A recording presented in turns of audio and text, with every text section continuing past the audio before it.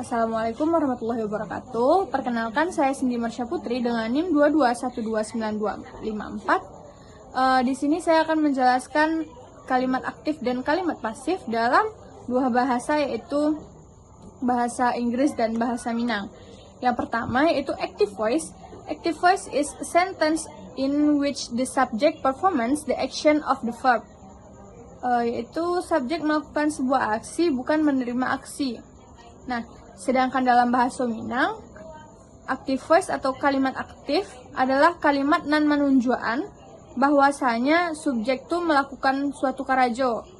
Artinya orang atau benda nan jadi subjek itu melakukan sebuah pekerjaan.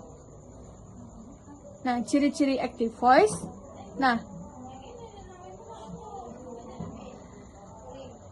subjeknya jaleh. Orang atau benda nan melakukan aksi itu jaleh. Tapi, nah yang kedua, kata karajonya tuh biasanya berupa bentuk dasar, kayak makan, manulih atau menulis, menyapu, mengguli. Nah, objeknya biasanya ada di belakang kata karajo. Nah, sedangkan dalam bahasa Inggris, pola umumnya itu subject, verb atau kata kerja, and object. Kata kerja menyesuaikan tense seperti eat, eats, ate, will, eat, dan sebagainya. Fokus yang ketiga itu fokusnya pada subjek sebagai pelaku. Contoh kalimatnya dalam bahasa Minangnya itu uni makan nasi. Uni sebagai subjek, makan sebagai aksi, nasi sebagai objeknya. Nah, yang kedua, udah menulih di papan tulih. Udah sebagai subjek atau yang mengerjakan sesuatu, menulih aksi yang dilakukan atau karajo yang dilakukan, papan tulih, objek atau tampeknya. Nah, yang ketiga, Siti menyapu halaman. Siti sebagai objek atau yang bakarajo, menyapu aksi atau karajuan di karajuan, halaman objek atau tampek yang di karajuan. Nah, sedangkan dalam bahasa Inggris, Siti eat rice. Siti sebagai subjek, eats sebagai action, dan rice sebagai objek. Nah, selanjutnya Andi write on the board. Andi sebagai subjek, write sebagai action atau verb, the board sebagai objek. Nah, yang ketiga, Rani sweeps the yard. Rani sebagai objek, sweeps sebagai action, and yard sebagai objek.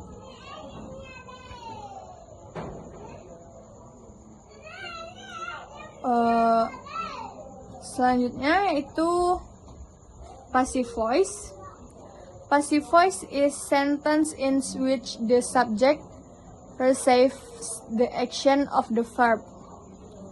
Nah, sedangkan dalam bahasa Minangnya, passive voice atau kalimat pasif tuh kalimat nan menunjukkan bahwasannya tuh subjek tuh dikenai tindakan, bukannya nan melakukan tindakan. Jadi fokusnya tuh ndak kasihanan melakukan do, tapi apa yang dikarajuan sebagai subjek. Ciri-cirinya dalam bahasa Minangnya biasanya memakai imbuhan di, kayak dimakan, disapu, ditulis. Nah, yang kedua, subjeknya tuh adalah objek dari kalimat aktif. Nah, yang ketiga, pelaku biasanya disebut dengan kata bantu oleh, contoh ditulis oleh uni. Nah, dalam bahasa Inggris, pola umumnya itu subject ditambah to be ditambah past participle atau verb 3 ditambah by agent. Nah, contoh yang kedua, ciri-ciri yang kedua, kata kerja selalu berbentuk verb 3 atau past participle. Fokus pada subjek penerima aksi. Contoh kalimatnya, nasi dimakan uni. Nasi sebagai subjek, dimakan kata kerja pasifnya.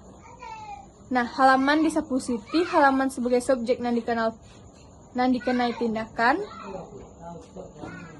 Sedangkan yang ketiga, papan tulis ditulis udah. Papan tulis sebagai subjek yang dikenai tindakan. Nah, sedangkan contoh dalam bahasa Inggrisnya, rice is eaten by Siti. Rice sebagai subjek, is eaten sebagai passive verb, by Siti sebagai agent. Yang kedua itu the year is swept by Rani. The year sebagai subjek, is swept sebagai passive verb. Sedangkan yang terakhir itu the board is written by Andi. The board sebagai subjek, is written sebagai passive verb. Nah, untuk rumusnya dalam bahasa Minang, objek aktif jadi subjek, ditambah di, ditambah katokarajo, ditambah oleh, ditambah pelaku. Contohnya nasi dimakan Uni. Nasi sebagai objek yang menjadi subjek, dimakan tuh verb atau kata kerja pasifnya, yang Uni itu sebagai pelakunya. Sedangkan dalam bahasa Inggris,